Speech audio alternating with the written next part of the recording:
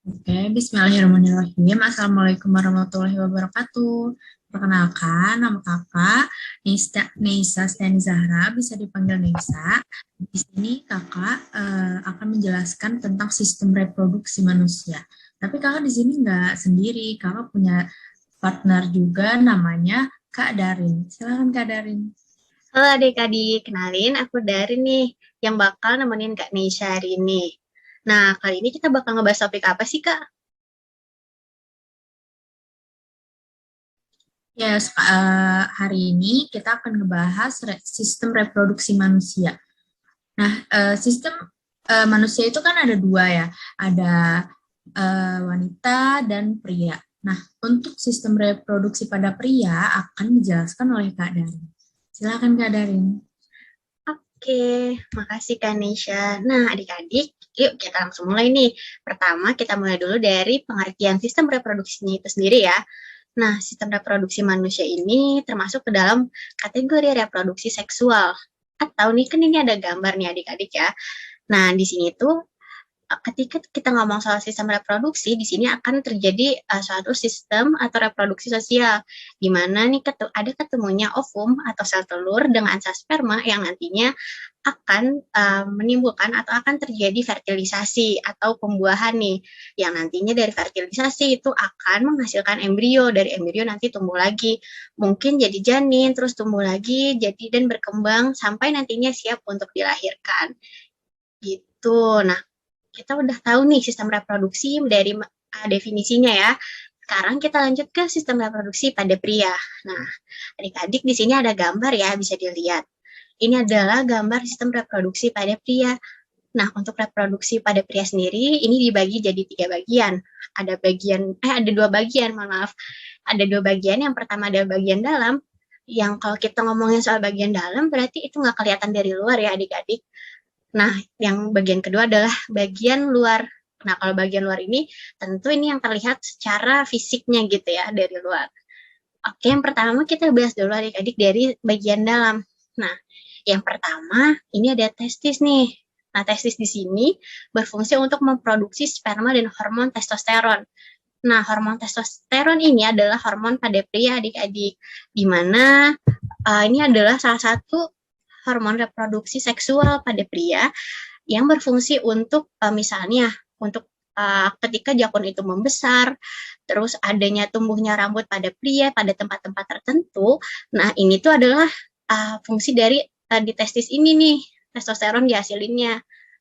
Lalu yang kedua adalah epididymis. Nah, epididymis ini adalah berfungsi sebagai tempat pematangan dan penyimpanan sperma sementara sebelum nantinya dikeluarkan.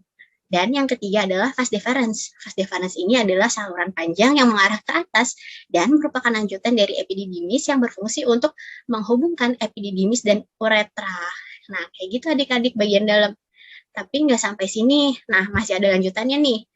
Selanjutnya itu adalah kelenjar reproduksi. Nah, kalau kelenjar reproduksi ini, dia berfungsi untuk memproduksi getah atau cairan yang nantinya bercampur dengan sel sperma, menjadi air mani atau semen. Nah, semen ini adalah istilahnya untuk sperma yang telah diberi nutrisi. Jadi kalau misalnya dia udah dikasih nutrisi, jadi nama ini semen adik-adik. Nah, kalau kita ngomongin soal kelenjar reproduksi, itu dibagi jadi tiga bagian. Yang pertama adalah kelenjar vesikula seminalis atau yang disebut dengan kantung mani. Di sini berfungsi untuk menghasilkan nutrisi untuk sperma. Lalu yang kedua adalah kelenjar prostat yang berfungsi untuk menghasilkan cairan yang sifatnya asam. Dan yang ketiga adalah kelenjar bulboretra atau disebut juga atau terkenal dengan sebutan kelenjar Cowper gitu ya. Nah, ini berfungsi untuk menghasilkan lendir dan cairan yang sifatnya itu basah. Nah, nggak sampai situ adik-adik, masih ada nih lanjutan dari bagian dalam sistem reproduksi pada pria. Selanjutnya dia adalah saluran ejakulasi yang berfungsi untuk menjadi penghubung antara vas deferens dengan uretra. Dan yang terakhir nih, ada uretra. Uretra ini adalah saluran yang terdapat di dalam penis nih, uretra ya. Nah, ini tuh merupakan akhir dari saluran reproduksi yang nantinya kalau kita ngomongin akhir berarti dia merupakan saluran keluarnya nih antara urin dan sperma adik-adik. Nah, tadi kita udah ngebahas ya soal bagian dalam nih. Sekarang kita pindah ke bagian luar. di bagian luar itu ada yang disebut dengan skrotum. Nah, skrotum ini merupakan kulit kantung pembungkus testis yang berfungsi untuk menjaga suhu testis agar sesuai untuk produksi sperma. Jadi biar suhunya itu stabil gitu spermanya, dan biar istilahnya biar lebih bagus gitu ya. Lalu selanjutnya ini ada penis. Nah, penis ini adalah saluran keluarnya urin dan sperma. Nah, selanjutnya di sini ada proses spermatogenesis. Spermatogenesis di sini ada kata sperma ya, berarti ini secara definisinya adalah, atau artinya ini adalah merupakan proses pembentukan sperma yang terjadi di dalam testis. Gimana kalau misalnya tempat pembentukan sel sperma itu lebih tepatnya atau spesifiknya di namanya tubulus seminiferus. Nah, bentuknya ini tuh sifatnya berkelok-kelok gitu. Jadi spermatogenesis ini merupakan proses untuk pembentukan sperma itu sendiri. Nah, ini buat lebih tepatnya ya prosesnya adik-adik. Nah, di sini ada 2N, ada N, ini tuh gimana sih? Nah, yang pertama yang harus kita tahu dulu adalah 2N ini merupakan, dia itu adalah sebuah sel gitu ya, yang sifatnya tuh diploid atau memiliki 46 kromosom, sedangkan N ini dia tuh udah sifatnya haploid atau memiliki 23 kromosom. Jadi N itu ada 23 kromosom, 2N berarti 2 kalinya N, berarti 2 dikali 23 adalah 46. Nah, spermatogenesis ini merupakan tadi ya, proses pembentukan sperma yang pertamanya adalah spermatogonium, atau dia bentuknya masih 2N nih. Kemudian dari 2N dia mengalami istilahnya ini ya, pembelahan gitu, pembelahan. Jadi ada N, ada yang satu yang disebut ini dari ada proses mitosis, ada meiosis 1. Terus dari ini dipecah lagi nih jadi spermatid. Dari spermatosit sekunder dipecah lagi nih jadi spermatid. Jadi N gitu ya. Sampai akhirnya dari spermatid ini dia mengalami perkembangan lagi adik-adik. Atau disebut juga ini yang diferensiasi ya. Jadi dia mengalami perkembangan sampai pada akhirnya dia menjadi sperma. Kayak gitu. Jadi yang asalnya 2N gitu ya, yang asalnya awalnya 2N, dia mengalami sebuah proses gimana nantinya langsung jadi sperma gitu. Nggak langsung jadi sperma, maaf gitu ya. Jadi ada prosesnya adik-adik. Dan energi yang digunakan pada proses ini kan tentu perlu energi ya. Nah, ini tuh disebutnya sel sertoli untuk sumber energi spermatogenesis ini adik-adik. Nah, selanjutnya nih kita bakal lanjut ke Nisa. Boleh Kak Nisa?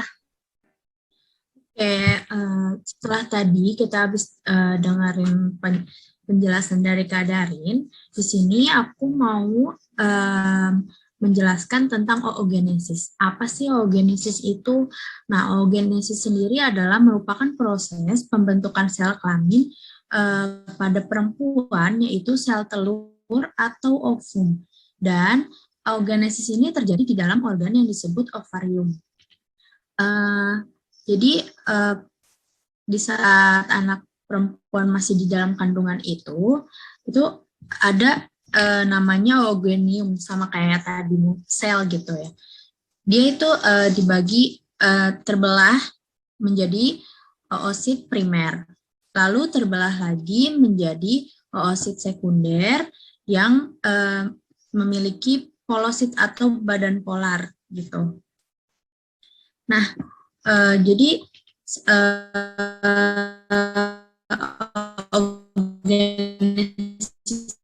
ini adalah yang dimulai ketika anak spermatogenesis itu kan mulainya pas anak laki-laki mulai pubertas. Nah, kalau oogenesis ini dimulai sebelum anak perempuan itu lahir gitu. Nah, sel telur yang matang itu diovulasikan gitu. Jadi dikeluarkan dari ovarium gitu. Siklus reproduksi perempuan. Nah, di dalam ovarium ini terdapat folikel yang berukuran kecil dengan calon bakal sel telur di dalamnya. Nah, folikel dan bakal sel telur tersebut akan berkembang semakin besar Setelah matang, sel telur akan dikeluarkan dari ovarium gitu. Nah, di sini tuh keterangannya jadi oogenesis itu dimulai saat perempuan berada dalam kandungan ya. Nah, sel primordial akan membelah secara mitosis membentuk oogonium atau sel induk telur yang bersifat diploid. Nah, selanjutnya akan terjadi pembelahan secara bertahap, baik pembelahan mitosis maupun meiosis. Pada akhir peristiwa oogenesis ini akan ada dari satu sel telur atau oogonium ini akan dihasilkan satu sel telur atau ovum yang bersifat haploid atau N. Jadi udah paling terakhir gitu dari dan 3 badan polar atau polosit ini gitu. Oke, the next Kak.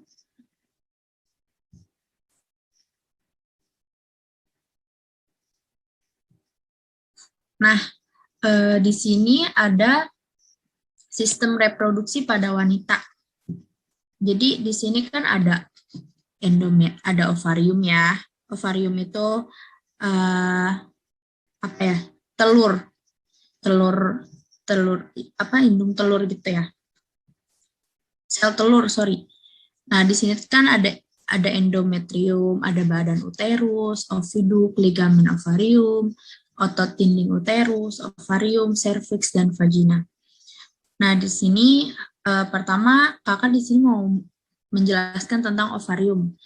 Ovarium adalah struktur yang berbentuk sel telur seperti telur berjumlah 2 buah terletak di samping kanan dan kiri rahim atau uterus yang berfungsi menghasilkan sel telur atau ovum. Nah, sel folikel juga menghasilkan hormon estrogen dan progesteron. Ovum yang matang akan dilepaskan dari ovarium pada setiap bulannya, yang dinamakan proses ovulasi. Nah, kemudian ovum akan ditangkap oleh Frimbidae atau infundibulum menuju tuba Fallopi ya atau oviduk ya. Nah, yang kedua ada saluran telur atau tuba Fallopi atau oviduk. Saluran ini kurang lebih panjangnya 10 cm yang menghubungkan ovarium dengan rahim. Yang ketiga, di sini ada rahim atau uterus. Strukturnya seperti buah pir yang berfungsi sebagai tempat berkembangnya janin selama kehamilan. Yang keempat, ada endometrium, yaitu lapisan yang membatasi rongga rahim dan akan meluruh saat menstruasi. Yang kelima, di sini ada vulva, yaitu celah paling luar dari organ reproduksi perempuan yang dibatasi oleh sepasang bibir kanan dan kiri. Nah, sepasang bibir kanan kiri ini yang dinamakan labium. Pada vulva, bagian dalam terdapat 2 saluran, yaitu saluran urin dan vagina.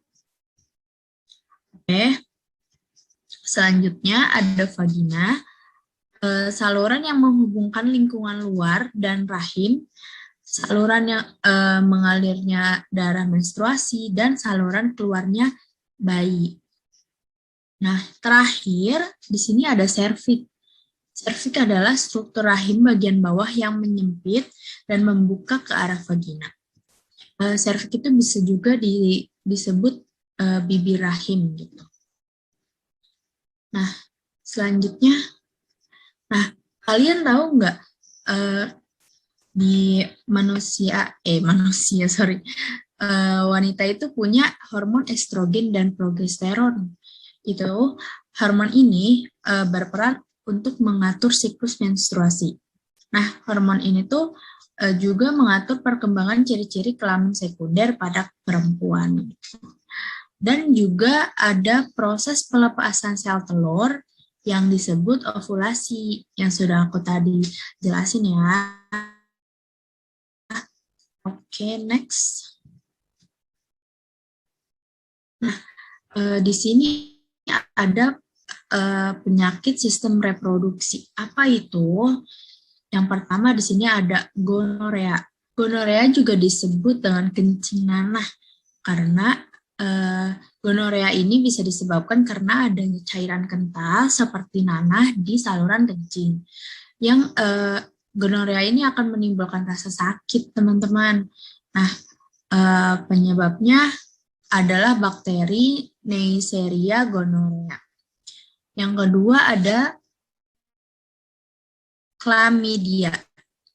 Gejala penyakit ini adalah rasa nyeri dan panas saat buang air kecil karena adanya. Yang ketiga ada herpes genitalis yang penyebabnya adalah infeksi herpes simplex viruses atau HSV.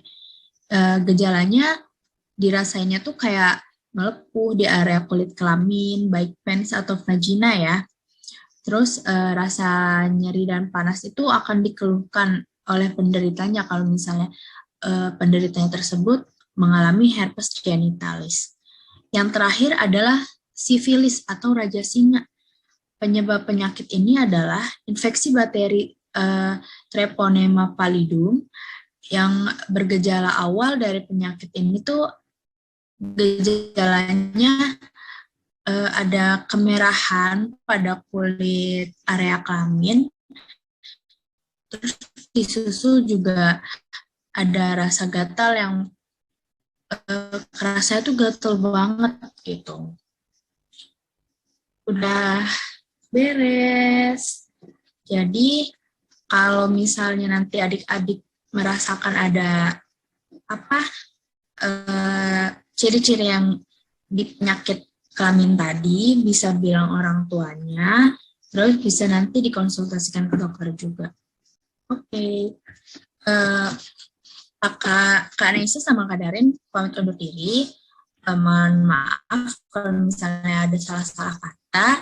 Wassalamualaikum warahmatullahi wabarakatuh.